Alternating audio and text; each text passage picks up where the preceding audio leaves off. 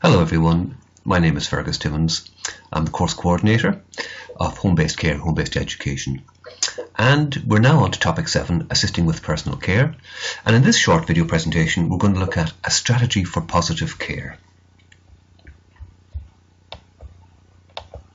So, providing personal care can be emotionally and psychologically challenging because the person with dementia over time and as dementia progresses can, I suppose, feel a range of emotions, including being vulnerable and fearful, helpless, embarrassed and undignified. Dementia can cause lack of confidence and lack of functions, and that means that you as the carer have to provide increased levels of personal care. So just bear that in mind, that the person that you're caring for will feel a range of emotions, as you will yourself as you apply personal care.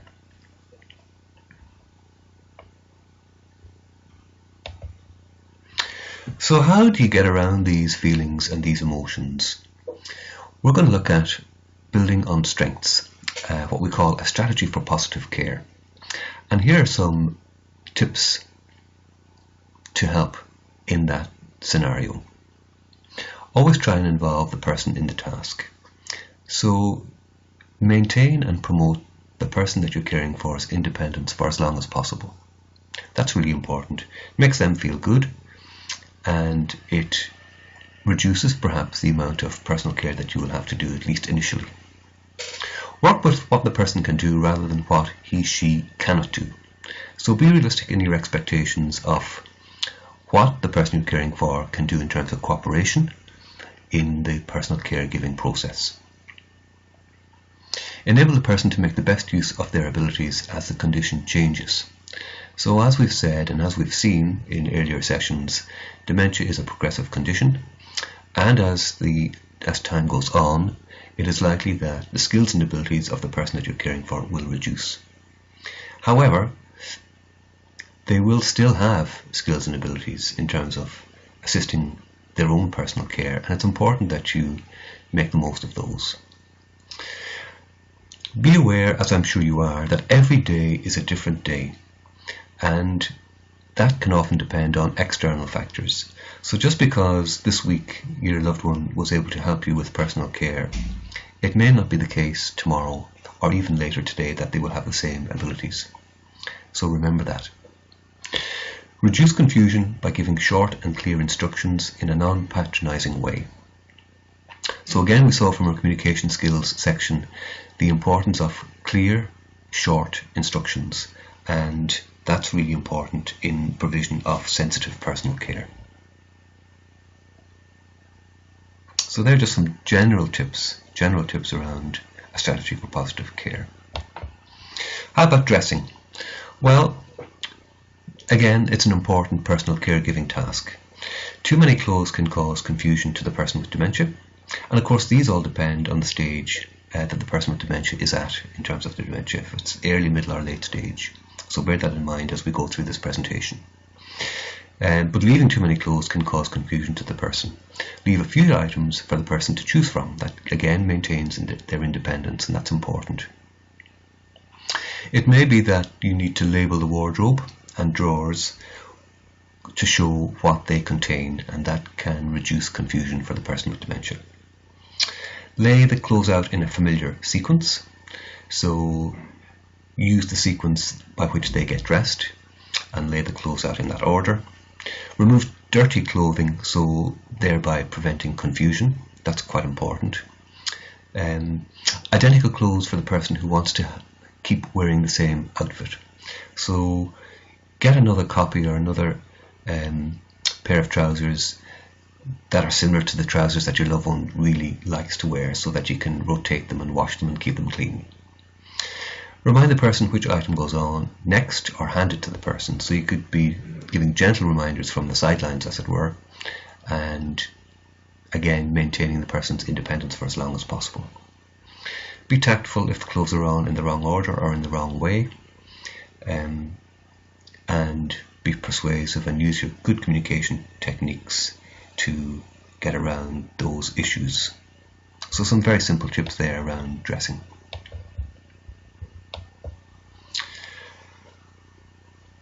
Again, with dressing, in terms of building on people's strengths, consider the task sequence normally used by the person, so work with the person with dementia. Fit in with their routines and with their sequence in terms of how they dress and when they dress. Assist with each step, enabling him or her to do as much as possible. Again, the importance of maintaining the person's independence is really, really important.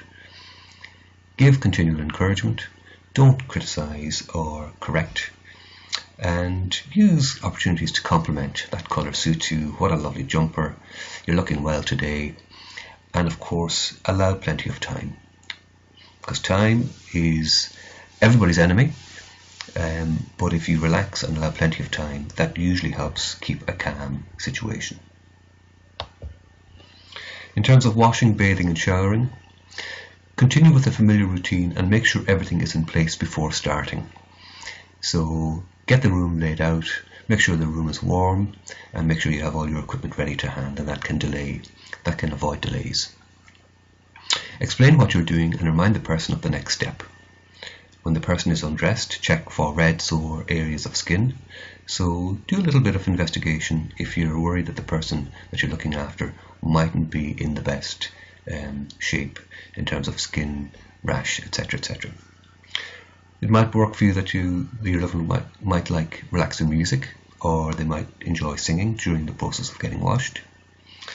If the person dislikes their hair being washed, balance the advantage of clean hair with the disadvantage of the tension caused by washing their hair. You could look at and explore using alternatives like baby wipes or sponge bath or dry hairspray for washing rather than a full body wash. And as much as possible, keep your loved one involved in the process. Again, that's really important. Maintains their dignity and their independence. General tips for toileting. Be mindful, of course, of the person's dignity and privacy. Become familiar with their toileting patterns. They might like to go to the toilet at certain times of the day. Recognize the signs of the person needing support. So look at the visual cues and the non-verbal communications that we looked at earlier in terms of possibly grimacing or signs of pain or signs of constipation. And that again feeds back into our nutrition and eating well topic that we covered last week. Use visual clues to enable the person to find and use the toilet. You might like to label the toilet door. Regular, gentle prompts and reminders are to be encouraged, and if necessary, and especially if there's problems with continence, use easy to manage clothing, and that can help people get to the toilet and use the toilet in a quick way. So to summarize, honor the privacy and dignity of the person, support the person to exercise choice to maintain their identity, self-worth, well-being and confidence, build on their strengths and capabilities rather than focusing on losses, and don't be afraid to ask for support and advice from the health service staff or others. Some of these issues might be easily resolved with help. Okay, thank you very much for listening and watching. I hope that's been beneficial. Thank you.